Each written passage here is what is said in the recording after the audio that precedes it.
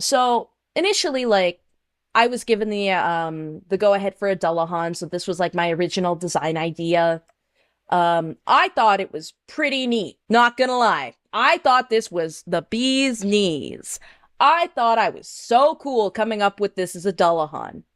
And then they were like, oh, well, we hired an artist to revise it. And so the artist revised it and they made her into a sexy nun. And I'm like, oh, that's okay. Well, I like it, but not that much. So I did more revisions on top of it until it looked good. But this was like, you know, always been into character design.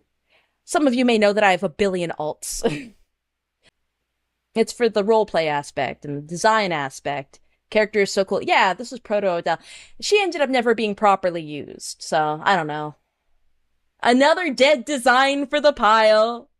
But yes, this was the period of time where when I was VTubing, I had boobs and they were open. This is probably the only design I've ever had where the boobs were like really open, like the open boob.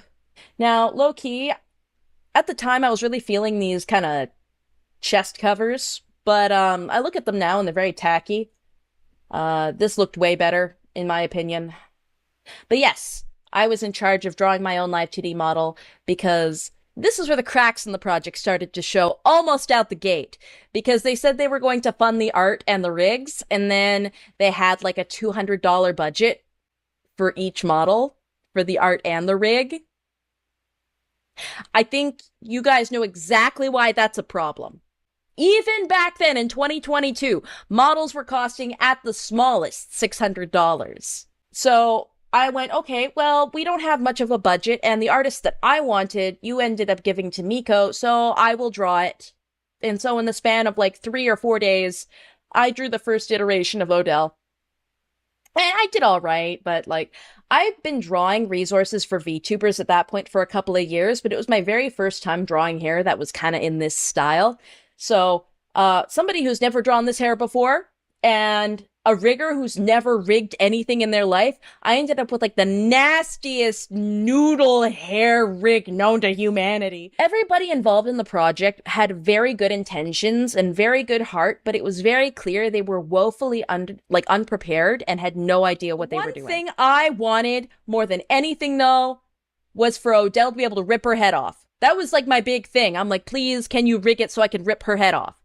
And, you know, the model rigger said, yeah, no, that's a really complex process. We can't do it. Then in my free time, as you can see here, it took me all of 20 minutes to learn how to rip a head off. I tried redoing her once after the company collapsed, because I was thinking, well, I own the IP and I got permission from the original project to like resell her on Booth.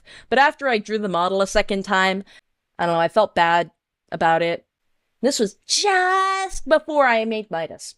Like, just, like, probably a week or two before I made Midas.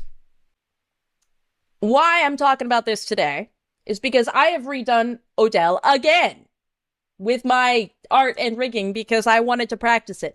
But also because she keeps being disappeared by big internet. Big internet keeps killing my blonde big booby bitch.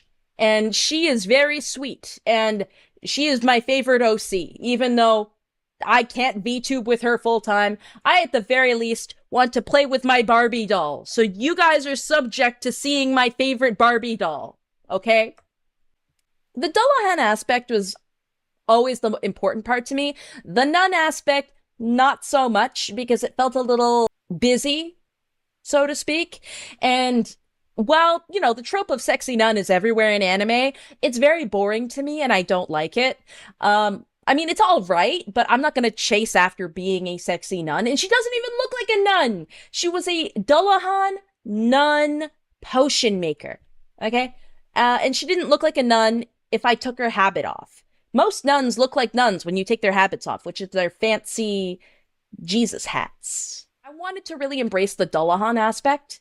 And Dullahans themselves are underutilized, so not a lot of people will immediately clock what a Dullahan is when their heads are still on. So at the very least, I wanted to like lean more into like the thematic aspects that mattered to the characters. Dullahans are known for stretching carcasses of humans and animals and whatnot over top of their carriages. They're made out of flesh, stretched flesh, and bones. Their weapon is a whip made out of a human spine. Dullahans are Irish. They're actually the Irish equivalent of the Grim Reaper. Think of this as, I can't put on an Irish accent, but an Irish Maury Calliope, basically.